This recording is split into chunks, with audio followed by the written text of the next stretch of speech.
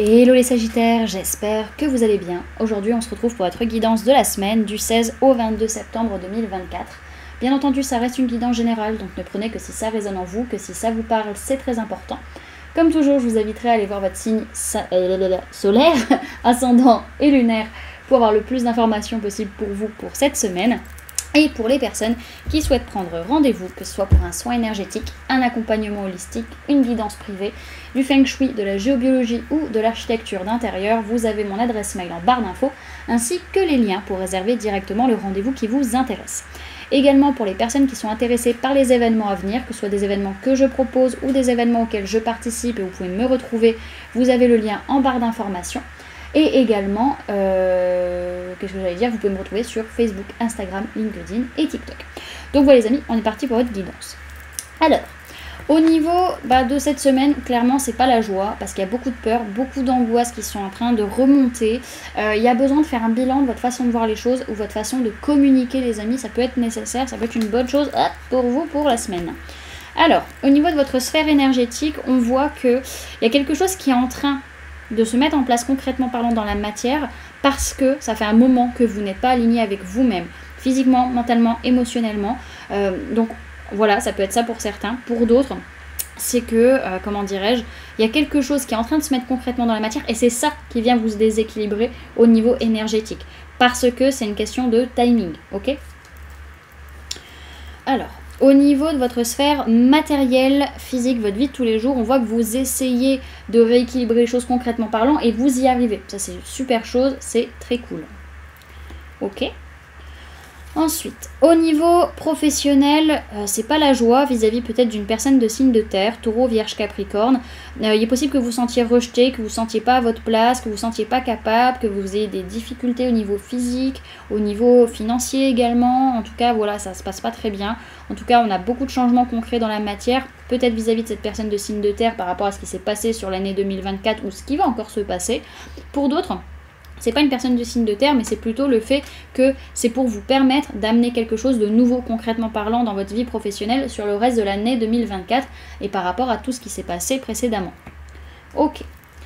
Et au niveau sentimental, on fait énormément d'efforts, on s'investit beaucoup, on travaille énormément pour réussir à un aboutissement vis-à-vis d'un ou une meilleure amie, un frère, une sœur, de cœur ou de sang. En tout cas, une personne qui vous est très chère. Ok. Alors, on va aller voir pour avoir quelques informations avec un tirage à 5, à 5 cartes ou à 5 tas en fonction de ce que eux choisissent là-haut. Alors, Sagittaire du 16 au 22 septembre 2024, c'est mes guides. Alors, lundi, on peut avoir une personne de signe d'eau, cancer, poisson, scorpion, qui peut être très importante pour vous sur cette journée, qui va avoir beaucoup d'influence. Pour d'autres, c'est que va y avoir une ouverture de cœur, que ce soit vous qui dites ce que vous ressentez, ou que ce soit une personne qui va dire clairement ce qu'elle ressent. Mardi, on laisse les émotions négatives derrière, ou on laisse une situation qui ne nous convient plus derrière nous. Ok. Mercredi, on rentre dans un nouveau cycle où on a plus de chance, plus d'opportunités, plus de prospérité également potentiellement. Jeudi, on est un peu perdu, on n'arrive pas à y voir clair, notre mental nous bloque la vue, du coup on a tendance à agir par instinct sans forcément avoir toutes les réponses et toute la vérité sur ce qui se passe.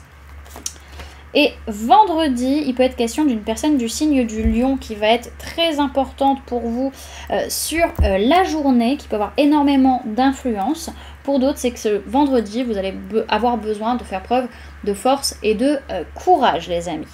Ok, alors, on n'a pas de message complémentaire pour la semaine.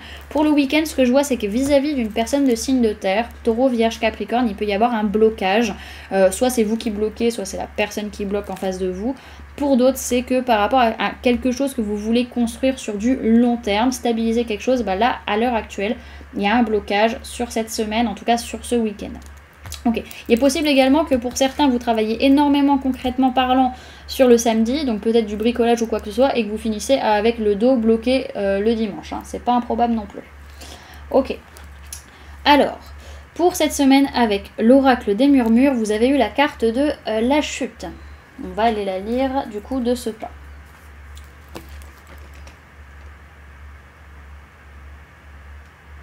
Alors, On vous parle de faim, de perte, de désillusion et de douleur. Sa formule sacrée, c'est « Je puise en moi le courage de me relever ». On vous dit « La douleur semble toujours interminable. Plus rien ne me retient, tant de promesses qui s'éteignent, mes ailes semblent tétanisées et incapables de se redresser. Brisée, vais-je réussir à me relever ?» Cette carte annonce une nouvelle sur laquelle vous n'avez aucun contrôle. Il y a bien des chutes que l'on voudrait éviter. Toutes ces choses qui nous font perdre pied et nous laissent sombrer dans le vide.